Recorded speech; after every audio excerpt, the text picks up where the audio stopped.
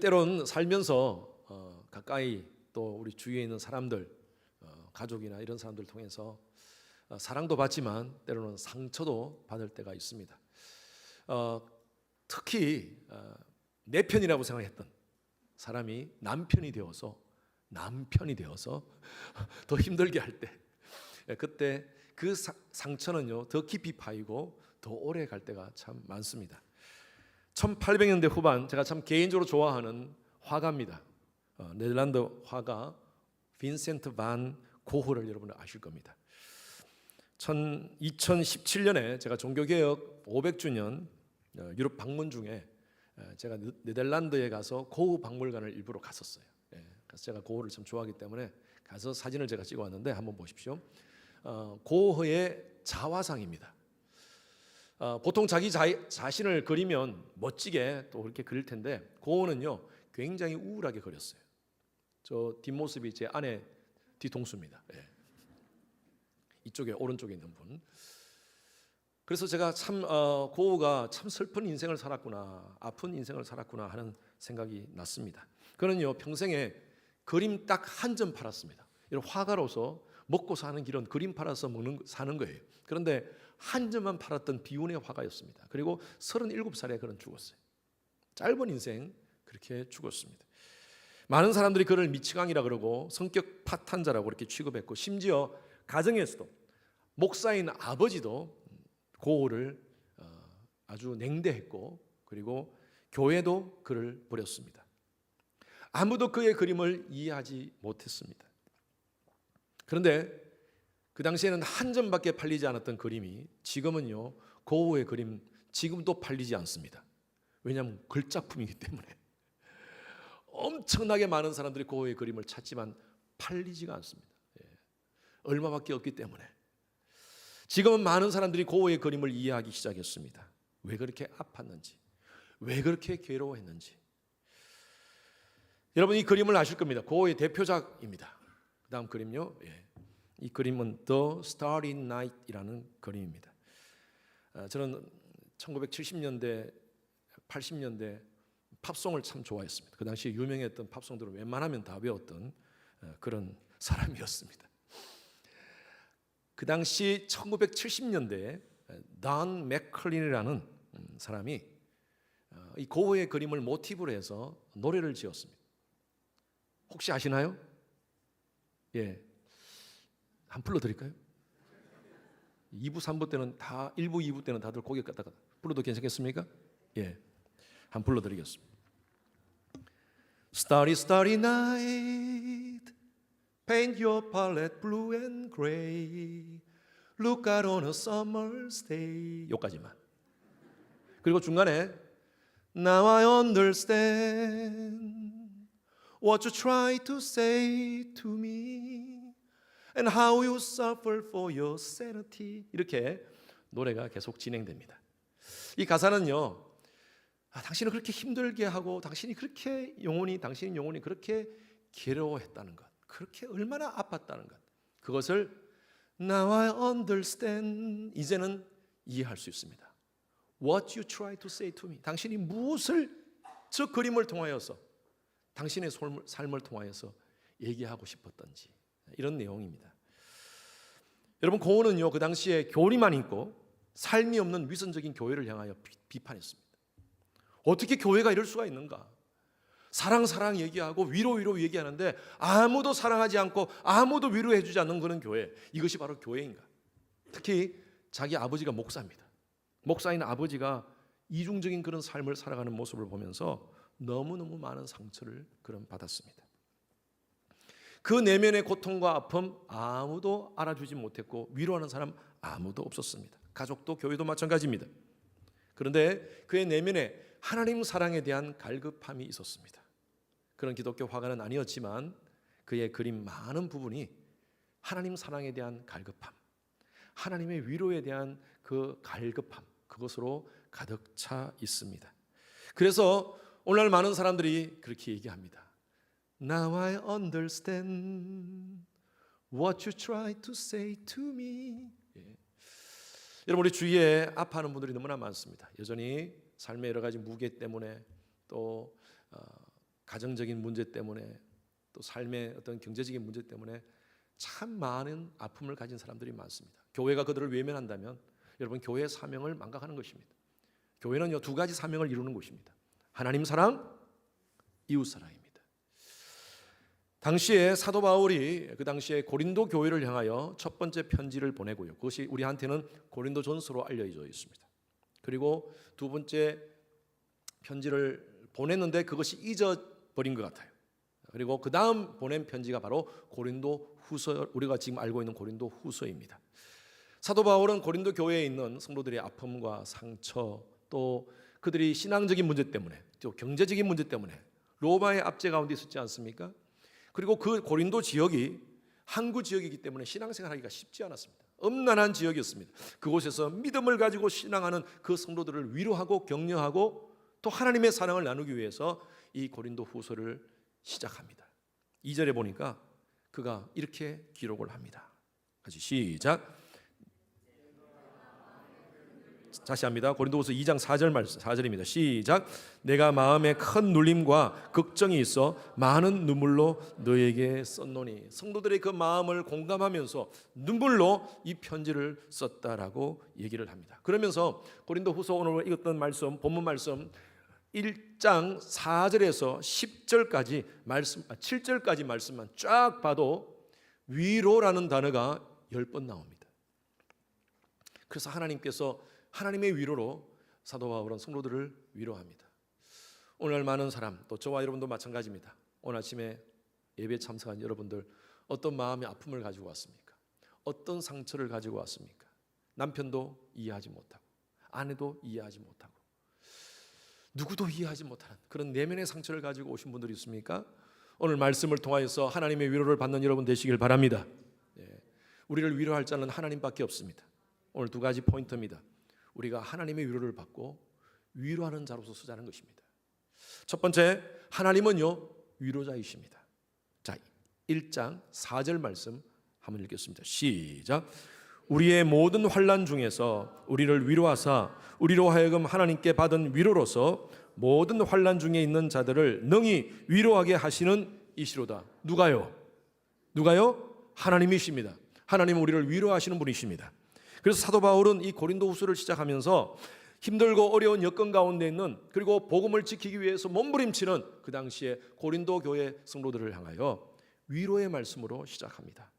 여기 4절에 보니까 우리의 모든 환난 중에서 우리를 위로하사. 이 환난 중에 우리를 위로하실 분은 하나님 한 분밖에 없다는 것을 강조하고 있습니다. 여기 위로라는 말은요 헬라어로 파라클레시스라는 단어를 사용했습니다. 우리 보통 성령님을 보혜사 그러죠. 보혜사. 이 보혜사가 파라클레토스입니다. 그래서 파라클레시스나 파라클레토스는 파라칼레오라는 단어에서 파생된 말이에요. 이 파라칼레오라는 말이 이 갈레오라는 것은 우리 보통 영어의 콜이 이 단어에서 나왔어요. 콜링 그런 얘기 하잖아요. 부른다, 부르심을 받은 자, 우리 콜이라고 얘기하잖아요.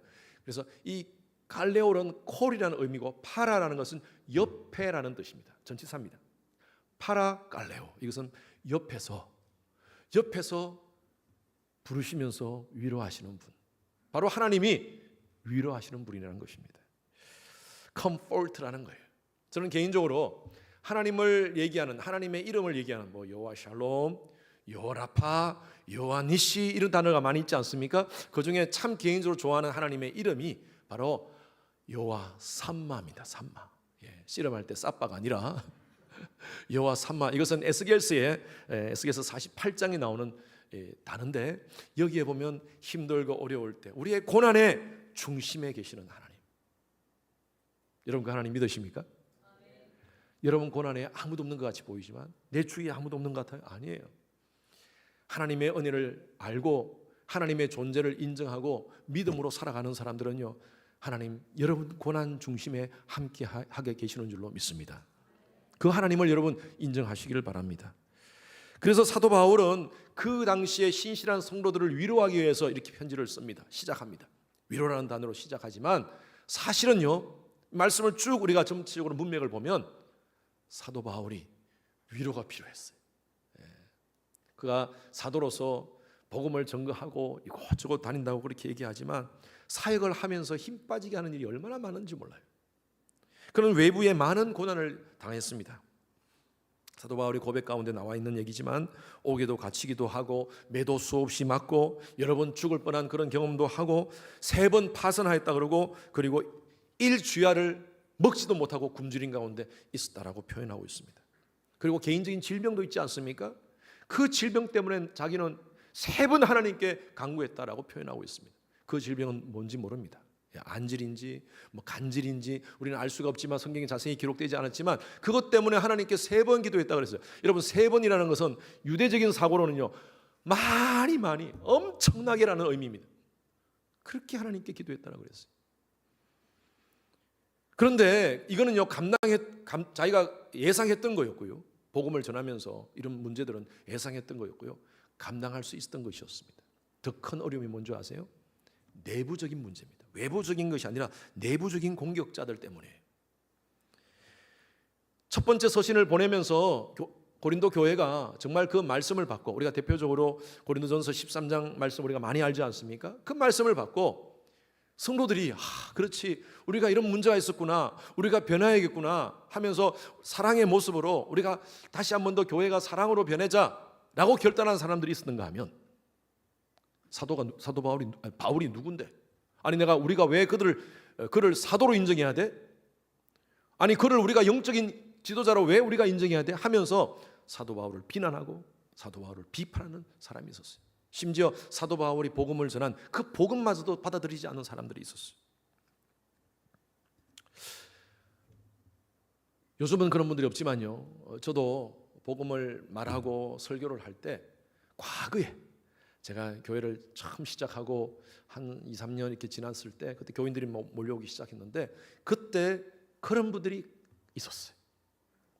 제가 성도님들이 복음에 대한 기본 파운데이션이 너무 없다고 생각하고 복음에 대한 메시지를 쫙 몇 주간 한 적이 있습니다. 한데 그 복음이 뭡니까? 예수의 십자가.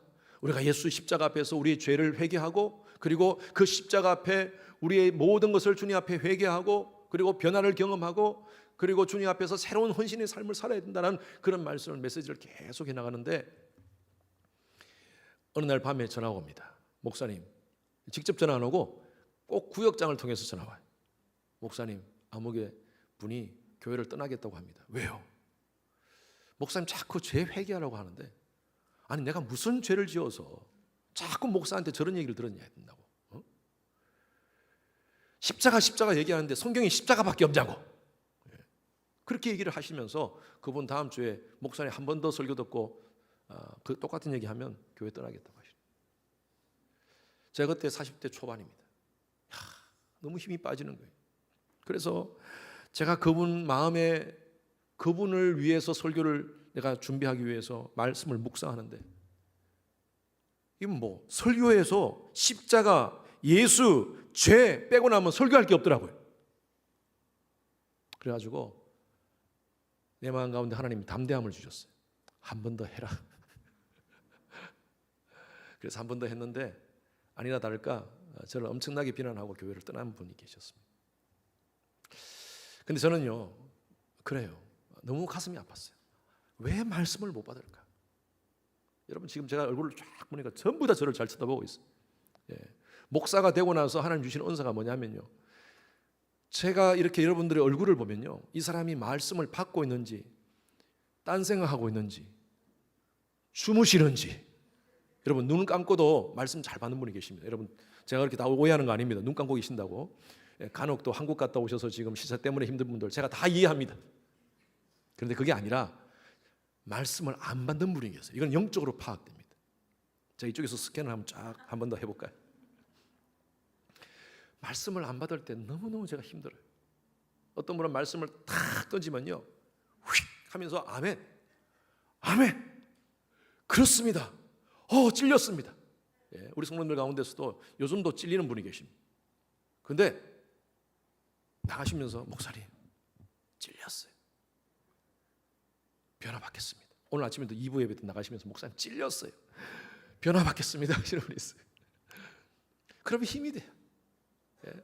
그런데 찔렸는데 다 눈 끌어보고 가시는 분 그런 분들 가끔 요즘은 없지만 아까 제가 말씀드렸던 그분이 그런 분이에요.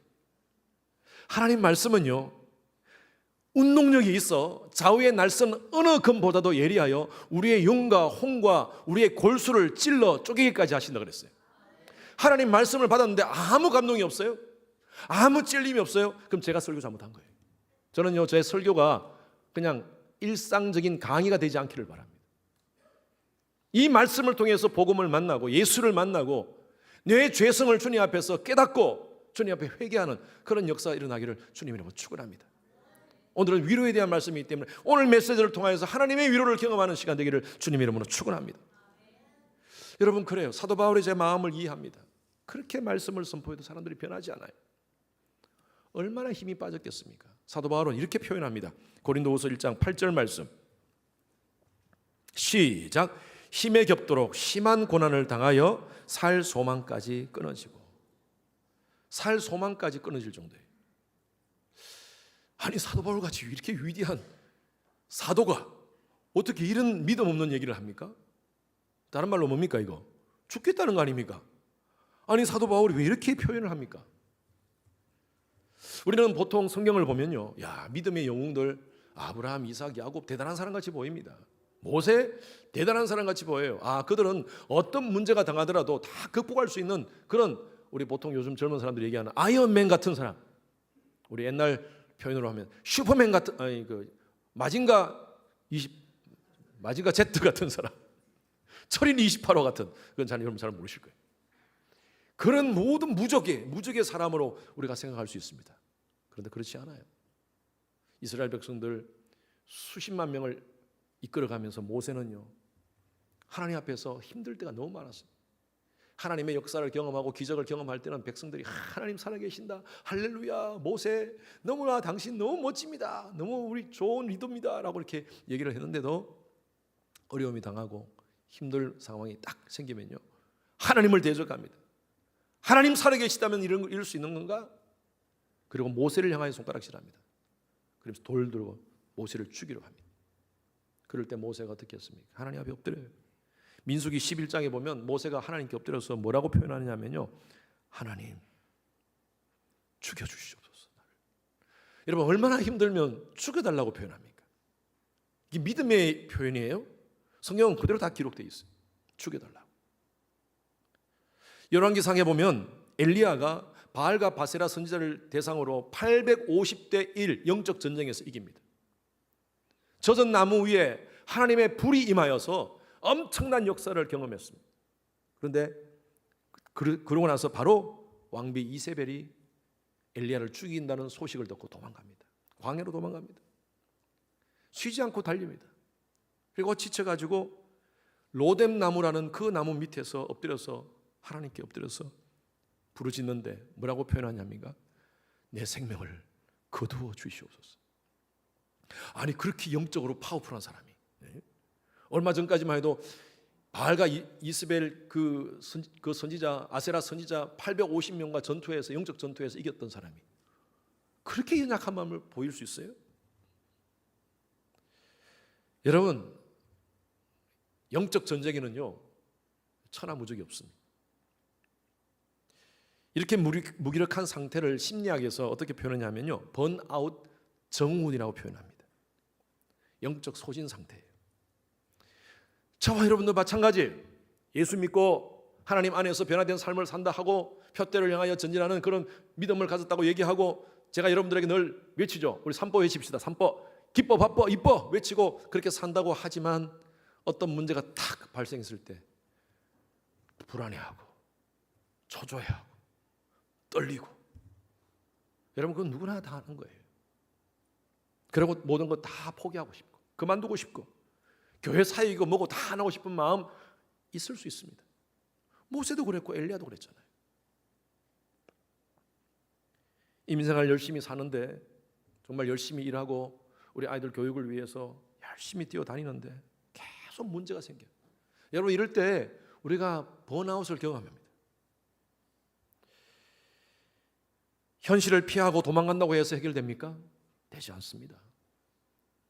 하나님의 사람들은요, 사람, 환경, 현실만 바라보고 있으면 안 됩니다. 빨리 정신 차리셔야 돼요. 해결할 수 있는 방법은요, 하나님께로 나오는 방법입니다. 저는 엘리야의 example를 여러분들에게 보여드립니다. 엘리야가 로뎀나무 밑에서 뭘 했습니까? 그냥 소리만 질렀습니까? 나 죽여달라고 했습니까? 아니에요. 거기서 기도했습니다. 하나님의 터치를 경험합니다. 열왕기상 19장 5절 말씀 다 같이 시작. 로뎀나무 아래에 누워 자더니 천사가 그를 오르만지며 그에게 이르되 일어나서 먹으라 하는지라. 아멘. 전 여러분들이, 우리 주님의 교회 성도님들이 힘들고 어려울 때 이런 하나님의 은혜를 경험했으면 좋겠습니다. 하나님의 위로를 경험하기를 바랍니다.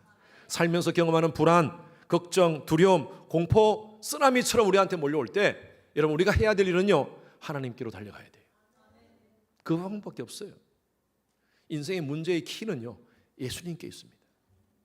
예수님께 붙잡고 하나님께 나아가면요, 하나님의 위로를 받아야 돼요. 세상 사람들이 말 도움 되겠죠. 그러나 하나님의 위로를 받아야 됩니다. 다윗이 이렇게 고백했어요. 시편 42편 11절 말씀에 다 같이 시작. 내 영혼아 내가 어찌하여 낙심하며 어찌하여 내 속에서 불안해하는고 너는 하나님께 소망을 두라. 아멘. 예. 다윗이 힘들고 어려울 때 정말 앞이 캄캄하고 사울에게 쫓겨서 이 광야 저 광야 다니고 이 동굴 저 동굴에서 숨어 다니면서 오늘 죽을지 내일 죽을지 모르는 그런 아주 실존적 그런 위기 속에서 다윗은 자기 스스로에게 외칩니다. 내 영혼아. 다른 말로 다윗아, 자기 스스로에게 다윗아, 네가 어찌하여 낙심하고 있느냐? 네가 어찌하여 불안해하느냐? 너 하나님 함께 하시는 거 모르느냐? 이 상황 속에서, 아무것도 보이지 않는 현실 속에서, 캄캄한 동굴 속에서 하나님께 소망을 들어요. 아멘. 여러분, 하나님께 소망을 두시기 바랍니다. 여러분들 힘들고 어려운 분들 계십니까? 좌절 가운데 있습니까? 계속 일이 잘 안 풀려요? 계속 꼬이고 있어요? 육적으로 영적으로 번아웃 상태에 있습니까? 다 그만두고 싶으세요? 관계 속에서 힘들어합니까? 남편과 아내 속에서? 여러분 자녀와의 관계 속에서 힘들어하고 계십니까? 다른 사람 때문에 힘들어하고 계십니까? 다른 방법 없어요. 우리가 해결할 수 있는 방법은요, 하나님께 나아가는 거예요. 그리고 스스로를 위해서 외칩시오. 내 영혼아, 따라하십시오. 내 영혼아, 어찌하여 낙심하느냐? 어찌하여 불안해하느냐? 너는 하나님만 바라보라. 그럴 때 역사하시는 하나님의 손길, 위로의 손길을 경험하시는 여러분 되시기를 주님의 이름으로 축원합니다. 두 번째, 교회는요, 세상을 향한 위로자입니다. 자, 6절 보십시오. 다 같이 읽습니다. 시작. 우리가 환난 당하는 것도 너희가 위로와 구원을 받게 하려는 것이요, 우리가 위로를 받는 것도 너희가 위로를 받게 하려는 것이니 이 위로가 너희 속에 역사하여 우리가 받는 것 같은 고난을 너희도 견디게 하느니라. 여기 말씀해 보니까 하나님께 받은 위로로 내가 너희를 위로한다는 것입니다. 여기 우리라는 것은요, 사도 바울과 이 당시에 같이 함께 사역하는 그 사역 팀들이 하나님의 이 힘들고 어려운 상황 가운데서 하나님께 위로를 받았다는 거예요. 우리가 받은 위로로 이제는 너희를 위로한다라고 되어 있습니다. 이 말씀은요, 그냥 사도 바울의 하나의 어떤 그의 히스토리에서 나오는 것이 아니라 오고 오는 많은 하나님의 백성들에게 주시는 귀한 메시지입니다.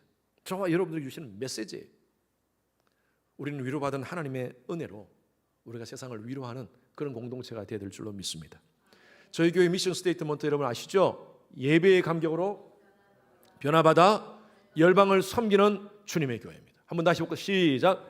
예배의 감격으로 변화받아 열방을 섬기는 주님의 교회. 이 말씀을 오늘 맥락으로 제가 다시 한 번 더 풀이한다면, 예배의 감격으로 하나님의 은혜를 받아서 예배를 통해서 하나님의 위로를 받고 로뎀나무 은혜를 경험하고, 그리고 나고 이 모습으로 세상을 섬기는, 세상을 위로하는 공동체가 바로 저와 여러분 이 주님의 교회 공동체인 줄로 믿습니다. 하나님께서 우리에게 말씀하세요. 이사야서 40장 1절 말씀에 같이 시작. 너희 하나님이 이르시되 너희는 위로하라, 내 백성을 위로하라. 이것은 하나님의 신적인 명령입니다. 모든 하나님의 백성들에게 주시는 명령이에요. 오늘날 많은 사람들이 아파하고 있습니다. 제 딸이 카운셀러인데 어느 날 저한테 그런 얘기해요. 아빠, 사람들이 너무 많이 아파. 사람들이 너무 많이 아파. 그냥 이 어포인먼트가 끊어지지 않는다. 참 감사한 것도 계속 이렇게 지가 돈을 벌 수 있으니까 좋은데 그런데 너무 아픈 사람들이 많다는 거예요. 육적으로 아픈 사람이 아니라 정신적으로 심리적으로 아픈 사람들이 더 많다는 겁니다. 딸이 너무 안타까워하더라고요. 여러분, 세상에 아픈 사람이 너무 많습니다. 우리 주위에 돌아보면 아파하는 사람들이 너무 많아요. 우리 젊은이들 마찬가지지. 젊은이들 정말 이 나라의 꿈 아닙니까? 미국의 꿈이고 또 우리 한국의 꿈 아닙니까? 소망을 가지고 비전을 가지고 가장 열정적으로 일을 하고 열정적으로 정말 모든 것을 긍정적으로 생각하면서 살아야 될 때가 아닙니까? 그런데 오늘날 젊은이들이 이런 말 있지 않습니까? 3포 시대, 7포, 5포 시대를 지나서 지금 7포 시대라고 합니다. 7포. 7개 포기하고 산답니다. 연애, 결혼, 출산, 집, 경력, 취미, 인간관계 포기하며 살아가는. 왜? 너무 미래가 아무것도 보이지가 않으니까. 너무너무 힘들어하는 것입니다. 그래서 7포가 아니라 요즘은 어떤 사람은 다 포시기래. 다 포시대. 다 포기하고 산다는 거예요. 저는 우리 교회 청년들이 소망을 가지고 꿈을 가지고 살아가기를 바랍니다. 우리 교회 좋은 믿음의 커플들을 바라보면서 젊은 사람들 요즘 결혼 안 한다는데 아이를 갖지 않는다는데 우리 좋은 커플들 많잖아요. 우리 교회 커플들 바라보면서 저렇게 아름다운 커플들이 있구나. 나도 결혼해야겠구나. 나도 아기를 갖고 싶다 하는 그런 마음이 막 속에서 넘치도록 우리 기존 기성 세대들이 좀 잘해 줍시다. 우리 젊은이들 격려해주고 위로해주고. 이번 우리 청년들 수련회 하는데 수련회를 통해서 힘을 얻도록 우리 한번 같이 기도해주고. 우리 유스 아이들 이번에 수련회를 합니다. 그 아이들이 이번 이 수련을 통해서 복음을 만났으면 좋겠어요. 얼마나 스트레스 많습니까? 아이들요, 우리 자녀들, 우리 아이들한테는 그러죠. 너희들이 한국보다 이 미국이 얼마나 환경이 좋고 엄마 아빠 덕분에 이렇게 좋은 데서 와서 사는데 불평불만하지 마. 열심히 공부해. 그렇게 애들한테 얘기하지 않습니까? 그런지 여러분, 아이들은요 집에 오면 코리안 엄마한테 아빠한테 잔소리 듣고, 밖에 나가면요 영어가 안 되는 아이들은 친구들한테 이런 얘기 저런 얘기 듣고. 애들 스트레스가 많습니다. 애들이 갈팡질팡하고 있어요. 우리 아이들에게 위로가 됐으면 좋겠어요. 이번에 이 수련회가, 그래서 우리 부모님들이 다 같이 가서 기도하자는 게, 그 아이들이 정말 믿음의 군사로, 그리스도의 영적인 군사로 멋지게 자라게 하기 위해서 우리가 축복하자는 거예요. 그 아이들. 이번에 수련회를 통해서 변화되는 놀라운 역사 일어나기를 바랍니다. 이번 수련회가 아이들에게 로뎀나무 아래가 되었으면 좋겠어요. 하나님의 위로를 경험하고 복음을 만나고 예수 안에서 변화를 경험하고, 그리고 소망을 갖고, 나의 삶 가운데 하나님의 놀라우신 계획과 비전이 있구나. 그걸 알고, 여러분 그게 동기가 되면, 엄마 아빠의 잔소리가 동기가 아니라 내가 어떻게 살아야겠구나, 하나님이 주신 그 비전과 꿈이 그게 동기가 된다면, 여러분 아이들은 공부하지 말라도 합니다. 그래서 그런 계기가 될 수 있도록 여러분 기도해 주시면 감사하겠습니다. 우리는 위로하는 공동체가 되어야 됩니다. 성 프란시스 여러분 잘 아실 겁니다. 이 사제가 우리가 알고 있는 유명한 평화의 기도라는 시를 썼습니다. 주님, 저를 주님의 평화의 도구로 써주소서. 위로받기보다는 위로하고, 이해받기보다는 이해하며, 사랑받기보다는 사랑하며, 자기를 온전히, 이렇게 부르는 노래도 만들어져 있잖아요. 근데 저는 이 원래의 제목이 참 은혜가 돼요. 우리는 평화의 기도라고 번역된 그 제목을 알고 있는데, 이 원래의 제목이 뭐냐면 Make me a channel of your peace라고 되어 있어요. 당신의 평화의 채널이 되게 하여 주옵소서. 이게 은혜가 돼요. 왜 그러냐면요, 우리가 다른 사람 위로할 수 없어요. 왜? 내 코가 석잔데 지금. 나도 지금 위로가 필요한데, 나도 힘들고 어려운데 내가 누구를 위로해줘?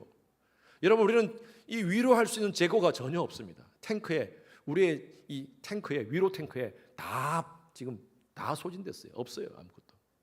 내가 누구를 위로해줘요? 그런데 이 노래는요, Make me a channel of your peace. 내가 위로가 내 스스로가 다른 사람한테 위로를 주는 것이 아니라 하나님의 위로의 채널이 되는 거예요. 채널. 내가 받은 하나님의 사랑의 채널로 다른 사람을 사랑하고 내가 받은 하나님의 그 위로로 내가 다른 사람을 위로해 준다는 것입니다. 우리도 위로가 필요합니다. 그러나 언제까지 나도 필요하다, 난 위로받고 싶다, 언제까지 그렇게 살겠습니까? 여러분, 신비한 것은요, 내가 위로할 때 다른 사람, 하나님께서 나에게 위로를 주세요. 내가 먼저 결단해야 돼요. 세계적인 영성학자 헨리 나우엔이라는 분이 계십니다. 이분도 반고호를 참 좋아하는 사람이에요. 이 사람이 예일 대학 교수고요, 하버드 교수로 살다가 그가 갑자기 이런 생각이 들었습니다. 내가 이렇게 하나님의 사랑을 받았는데, 이렇게 하나님의 위로를 받고 사는데 내가 다른 사람을 돌아보지 않는구나 하는 그런 마음이 들어서 다 그 화려한 경력을 다 뒤로하고 프랑스의 장애인 공동체를 만듭니다. 라르시 공동체라는 곳인데 그 공동체에서 그는 평생을 장애인들을 섬기면서 그렇게 삽니다. 세상적으로 그렇게 존경받는 사람인데 다 그만두고 사람들을 위로하는 삶을 삽니다. 그러면서 이분이 쓴 책, 여러분들이 읽으신 분들이 있을 거예요. Wounded Healer. Wounded Healer. 상처 입은 치료자, 이렇게 번역을 했죠. 상처 입은 치료자. 수많은 사람의 감동을 주었습니다. 이 책에 탈무드를 인용하면서 이렇게 이 헨리 나우엔이 글을 쓴 것을 제가 인용을 합니다. 여러분들한테 메시아의 모습을 얘기합니다. 메시아는 온몸에 상처투성이인 사람들 곁에 계신다. 메시아는 자기도 상처가 가득하기에 상처의 붕대를 하나씩 풀고 계신다. 다른 사람들은 붕대를 한 번에 모두 풀어버리지만 메시아는 혹시 급히 도움이 필요한 사람을 싸매어 주기 위해 붕대를 하나씩 풀고 묶어주고 계신다. 이 말이 무슨 말이냐 하면, 보통 사람들이 상처를 받고 상처가 치유되면 자기 그냥 몸에 있는 붕대 다 풀어버립니다. 그런데 예수님은 이 붕대를 한목에 풀지 않는다는 거예요. 풀고 아픈 사람이 있으면 그 붕대로 또 싸매어주고, 또 하나씩 풀어 아픈 사람이 있으면 싸매어주고. 여러분, 이것을 표현하는 것은 뭐냐면요, 그리스도의 제자인 저와 여러분들이 그런 삶을 살아야 된다는 것입니다. 내 상처 없다고, 나는 괜찮다고, 나는 아무 문제 없다고 그렇게 방관하고 살아가는 것이 아니라, 주위에 아파하는 사람, 고통당하는 사람, 위로가 필요한 사람이 있으면 그 상처를 우리가 싸매어주는 것이 바로 교회 공동체라는 것입니다. 예수님은 그 모든 것을 다 경험하셨습니다. 이사야서 53장 5절 말씀에 보면 다 같이 시작.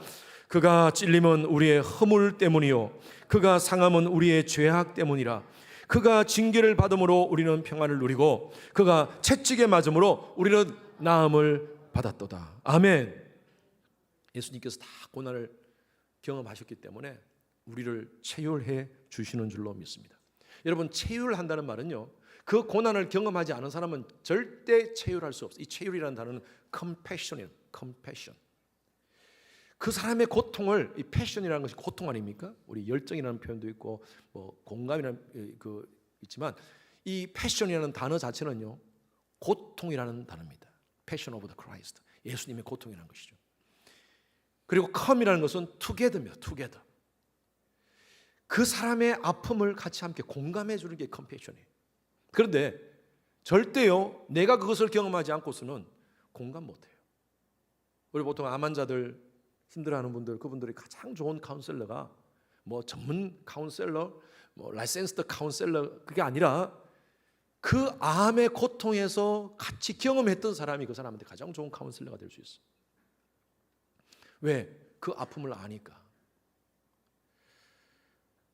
가끔 우리 강단에서 간증하시는 분이 계십니다. 어떤 분이 그렇게 얘기하시더라고요. 목사님, 3분 간증을 쓰기 위해서 1주간 걸렸습니다. 그리고 금식기도 했습니다. 그리고 앞에 나와서 3분 동안 간증을 하는데 얼마나 떨리는지, 앞에 아무것도 안 보이고, 여러분 경험하셨죠? 여기 앞에 나오셔서 간증하신 분, 앞에 아무것도 안 보이더라는 거예요. 그러면서 하시는 말씀이, 어휴 목사님은 어떻게 하세요? 3분도 힘든데 30분을 저를 위로해 주시더라고요.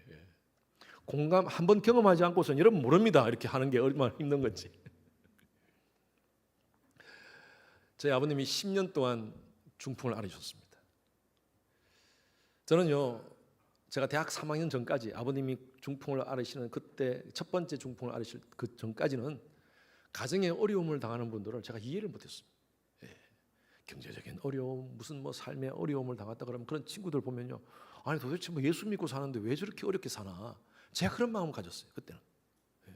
삶이 이렇게 좋고 아름다운데 왜 저렇게 힘들게 저렇게 살아가나?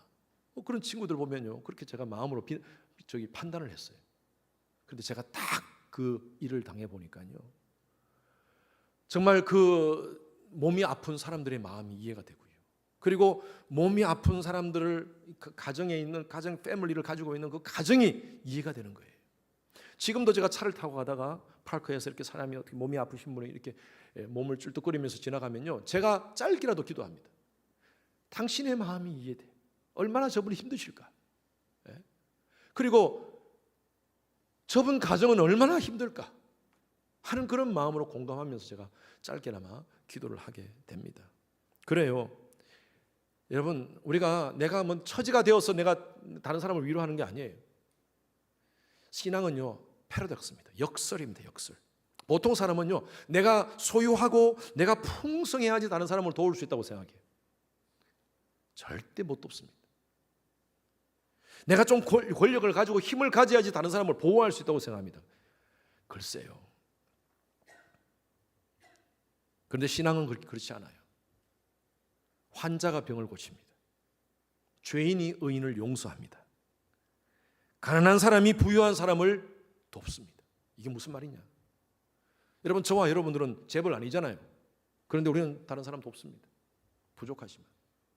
이게 부유함이에요. 예수 안에 부유함이에요.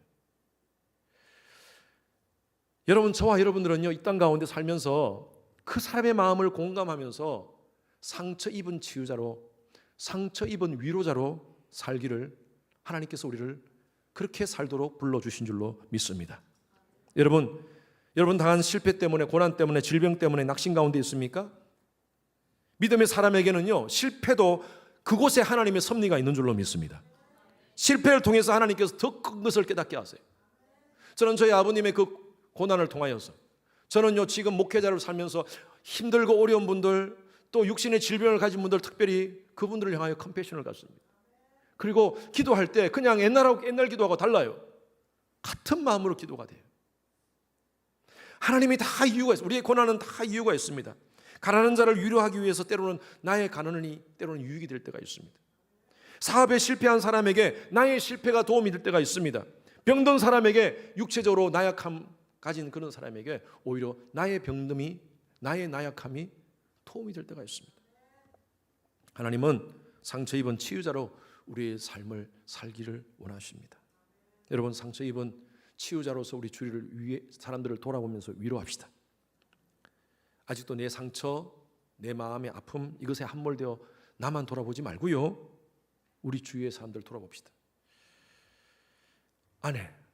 여러분 아내 돌아보십시오. 얼마나 힘들어하는지. 아이들 키우고 하루 종일 집에 있으면서 또 맞벌이 하시는 가정도 있지 않습니까? 나가서 일하면서 들어와서 또 가정을 다 돌아봐야 되고. 우리 남편들 아내 좀 격려하시고 위로해 주셨으면 좋겠어요. 아내들, 당신은 늘 남편인데 남편이야 라고 하지 마시고, 남편 하지 마시고 남편 좀 이해합시다. 위로해 주고요. 우리 자녀들, 아까 말씀드린 대로 아이들 힘듭니다. 위로해 주고 격려해 주고 칭찬해 주고. 구역 안에서 힘들고 어려운 성도들이 있습니까? 구역 안에 우리 기도 제목 내잖아요. 함께 기도 제목 내면요, 절대 이런 말 하지 마십시오. 그 이민생활 하면서 다 경험하는 건데, 그 정도 가지고 그렇게 힘들어해요. 그런 거 가지고 눈물 짜고 있어요. 이러지 마세요. 여러분, 똑같은 경험이라도 사람마다 그것을 받는 삶의 무게는 다 다르게 옵니다. 나도 그것을 경험했다 하더라도 그 사람이 받는 삶의 무게는 내가 가졌던 거하고 달라요. 다를 수가 있어요. 그래서 그때는 어떻게 하는 줄 아세요? Now I understand what you try to say to me. 죄송합니다. 오늘 계속 팝송으로 계속 이렇게 해서 여러분 이해하십시오. 이해하자는 거예요. 그렇군요. 그때 가장 좋은 것은요, 같이 함께 끌어안아주는 거예요. 그랬군요. 많이 힘들군요. 기도할게요. 예? 얼마나 위로가 되는지 몰라요. 저는 저희 주님의 교회 구역 공동체가 위로 공동체가 되기를 바랍니다. 예? 그 자리에서 기도 제목 나온 거 가지고 다른 사람한테 막 그 사람 가정에 이런 기도 제목이 있더래. 아유, 그런 거 가지고 막 그렇대. 절대 그렇게 하지 마십시오. 가십하지 마십시오. 구역 안에서 함께 나눴던 그 기도 제목은요, 같은 마음으로 컴패션을 가지고 가족 같은 마음으로 같이 기도해 주세요. 그게 구역이 되지 않습니다. 저는 18년 동안 목회하면서 여러분들에게 참 여러분 제 목소리도 그렇고 보기에도 항상 목사님은 아무 문제 없이 그냥 건강하게 항상 기뻐 바빠 이뻐 외치면서 사시는 분이시구나. 야, 목사님 아이언맨이구나. 아닙니다. 저 그런 사람 아니에요. 하나님 앞에 여러분들 앞에서 막 이렇게 하지만 또 때로는 저의 문제 가지고 끌어안고 눈물로 하나님께 나가는 연약한 존재입니다. 교회 어떤 문제가 생겼을 때 아내하고 손 붙잡고 같이 기도하면서 어디서 위로를 받겠습니까? 그때 지난 18년 동안 제가 하나님 앞에 기도하면서 새벽에 나와서 이 자리에서 엎드려서 기도할 때 하늘로부터 쏟아지는, 하늘 몰려오시고 쏟아지는 위로를 경험했습니다. 얼마나 힘이 되는지. 다른 데서 그런 위로를 찾을 수가 없어요. 그리고 저는 우리 성모님들이 가끔 또 위로해 주세요. 목사님, 밥 한 끼 먹읍시다. 이게 아니라 목사님 기도하고 있습니다. 목사님과 함께 하고 있습니다. 이럴 때 얼마나 위로가 되는지 몰라요. 여러분, 세상에 많은 일들 다 어렵지만 목회도 쉽지 않아요. 우리 성도님들이 그렇게 위로해 줄 때 얼마나 힘이 나는지 몰라요. 여러분, 그렇게 위로하며 삽시다. 아멘입니까? 우리 주위에 좀 돌아봅시다. 너무 정신없이 막 그냥 속력만 내어서 내 갈 길만 달리지 말고 조금 옆에 좀 돌아봅시다. 우리 구역 안에 도움이 필요한 사람이 없는지, 내 가정 안에 지금 남편과 아내가 어떤 상황인지, 정말 열심히 사는데 자꾸 실패 때문에 힘들어하지 않는지, 우리 아이들 이 영어권 잉글리시와 코리안 이 두 가지 문화 속에서 살아가는 우리 아이들의 아픔을 우리 부모님도 좀 알고 우리 아이들도 이해해주고 서로 격려하며 위로해주고, 여러분 구역을 이끌어가면서 얼마나 힘듭니까? 위로해주고. 그래서 우리 주님의 교회가 정말 천국은 아니지만 천국 같은 위로의 공동체, 아멘, 그런 아름다운 공동체 되기를 주님 이름으로 축원합니다. 우리 찬양 같이 함께 부를 때에 주 나의 모습이 있습니다. 상한 내 마음 돌보